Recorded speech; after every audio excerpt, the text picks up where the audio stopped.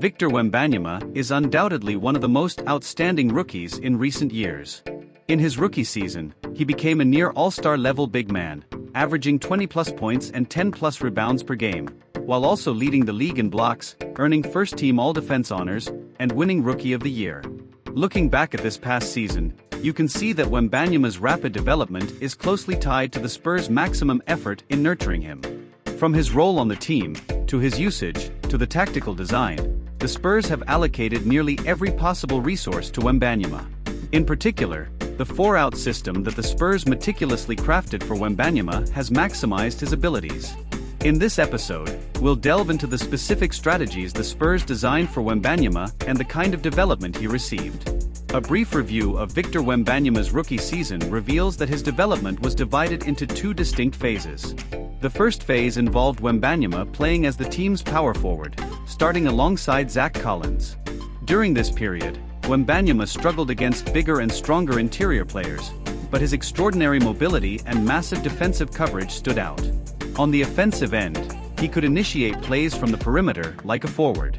The Spurs' initial plan was to develop Wembanyama into a hybrid of Giannisantetokounmpo and Kevindurant, leveraging his mobility while minimizing the physical battles. However, while Wembanyama's long limbs give him a superficial resemblance to those two stars, his skill set and playing style are entirely different. Additionally, Collins' three-point shooting last season was only 32%, with an average of just 0.8 made threes per game. Pairing Wembanyama with a big man who isn't proficient from beyond the arc significantly limited Wembanyama's offensive spacing, and playing as a power forward didn't fully unleash his defensive potential. As Wembanyama gradually adapted to the physicality of the NBA, the Spurs decisively transitioned to the second phase of his development, playing him as a full-time center. Once Wembanyama was shifted to the center position, he advanced from being an elite rookie to a historically great one. Statistical analysis shows that after moving to center, Wembanyama's numbers in points, rebounds, assists, steals, and blocks all increased. Post-All-Star break, his averages soared to an astounding 23.5 points, 12 rebounds, 5.3 assists, 1.5 steals, and 4.5 blocks per game, truly historic figures. Behind Wembanyama playing the center position, there is a carefully crafted strategy by the Spurs known as the 4-out offense. We're all familiar with the traditional 5-out strategy, like the one employed by the Celtics, where all 5 players on the court are above-average three-point shooters, capable of spacing the floor. With the paint cleared out, Tatum and Brown can drive the offense, attacking the defense and creating opportunities for their teammates. This strategy maximizes offensive spacing and minimizes the cost of offensive execution, requiring a highly talented roster. However, the Spurs' 4-out strategy is different. In this setup, the out doesn't refer to 4 players besides Wembanyama having the same three-point shooting threat as the Celtics. Instead, it means that when Wembanyama gets the ball in the paint, particularly in the low post, the other 4 players spread out beyond the three-point line, leaving the entire area inside the arc for Wembanyama to operate. This might sound similar to the Celtics' strategy, but it's fundamentally different in its intent. The Celtics' 5-out offense is designed to win games, whereas the Spurs' 4-out system isn't primarily concerned with victory. It's designed to serve Wembanyama's development. Take the following possession as an example. When Wembanyama receives the ball in the low post, the other 4 players are stationed beyond the three-point line, leaving him alone to work in the paint. He then proceeds to make a difficult finish over 2 defenders. What's peculiar about this play is that despite the help defense arriving in the paint, there is no additional action from the weak side, such as a cutter to receive a pass or a screen to free up a shooter for a spot-up shot. Everyone is just standing around, watching Wembanyama take on a double team.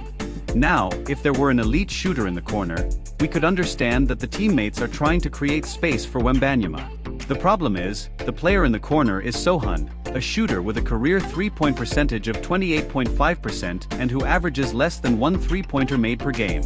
This is highly unusual in the NBA. A player with poor shooting accuracy, or someone who is likely to be left wide open, does not cut to the basket when their defender leaves to help in the paint. Does he really believe he's creating space for his teammate? To draw a comparison, even a team as proficient as the Celtics, with elite shooting, will still have someone like Holiday making a cut to relieve defensive pressure when there's a double team in the low post. The combination of strong side isolation with weak side cuts or screening actions for shooters is a tactical fundamental that every NBA team should possess, especially a team coached by someone like Popovich. In fact, this is the core of the Spurs' 4-out strategy. Unless Wembanyama faces a particularly aggressive double team, his teammates are not quick to cut to the basket. In the example above, the Celtics' double team comes just as Wembanyama is about to take his shot, rather than immediately after he receives the ball. This level of pressure is something the Spurs are willing to tolerate. According to the Spurs' logic, even though Sohan is a subpar shooter, he still poses some level of threat from the perimeter. Standing beyond the three-point line, he can at least create a bit of spacing, even if the effect isn't as impactful as it would be if he cut to the basket. Of course, if the double team becomes more intense, as in the next example, the Spurs will initiate a cut. In this play, Wembanyama receives the ball outside the paint. Because he's not close to the basket, his teammates see that Chet Holmgren is already positioned behind Wembanyama, ready to help. If Wembanyama were to drive to the basket, he would inevitably face a double team before he could take the shot, which is when a cut becomes necessary. Interestingly, Wembanyama decides to turn and shoot immediately, rendering Sohan's cut unnecessary. It's worth noting that Sohan's initial position was not beyond the three-point line in this play. That's because the Thunder's defense wasn't a strict one-on-one, and Chet was already stationed in the paint, helping against Wembanyama. However, since Chet was positioned so close to Wembanyama, it made him vulnerable to an opponent's cut. Sohan's positioning closer to the basket was to ensure he could cut quickly and help Wembanyama deal with the double team, aligning with the 4-out strategy's goal of fully supporting Wembanyama. Another example is when Wembanyama receives the ball facing the basket from a position far from the rim. At this point, there are already 2 defenders in the paint ready to help, and even Dort, who is guarding a shooter at the top of the key, is closer to Wembanyama. Clearly, if Wembanyama were to drive in this situation, he would be met by 4 defenders converging on him, which calls for a cut.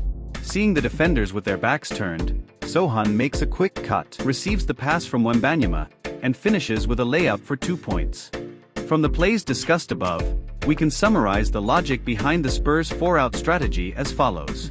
If Wembanyama has a one-on-one opportunity, his teammates will most likely stay in their initial positions.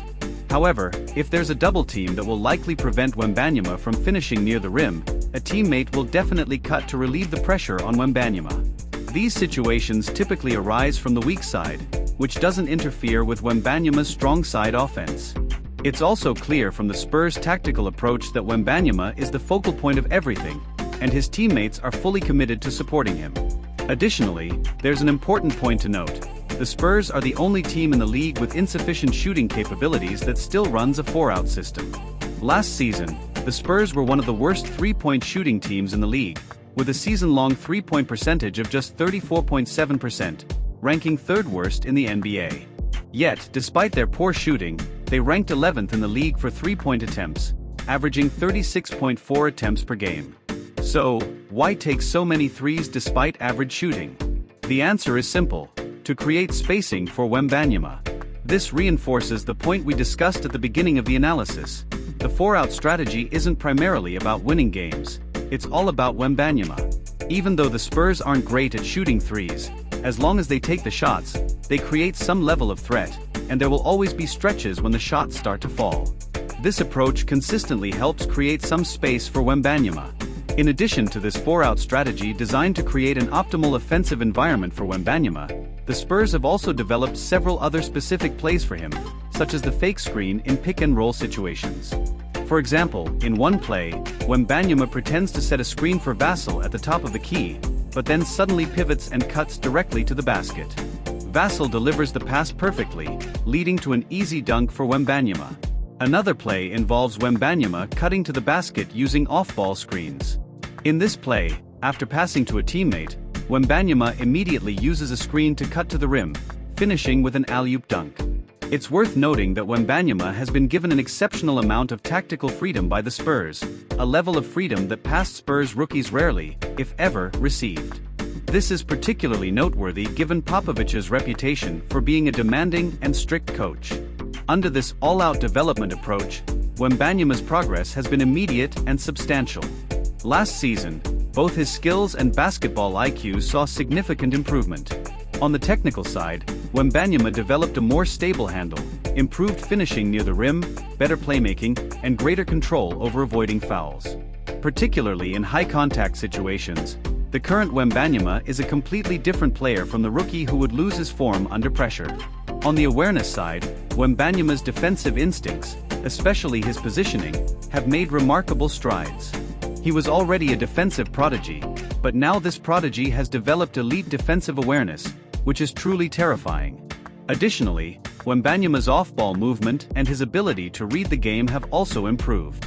Even if his progress slows down in the future, his off-ball skills alone will ensure he can continue to score in games. As for his ability to read the game, he's already consciously slowing down his pace to make better decisions, which is an impressive development. Judging from his performances post-All-Star break and in the Olympics, Wembanyama has already reached a level where his combined offensive and defensive impact makes him a top 20 player in the league, progressing even faster than many expected. Of course, despite all these strengths, Wembanyama still has some notable areas for improvement at this stage. He's still very young, and his physical strength and toughness in contact situations, ability to create his own shot, and shooting accuracy all remain as weaknesses. While he shows the potential to become a historically great player, there is still a long way to go before Wembanyama can truly become a historically elite center.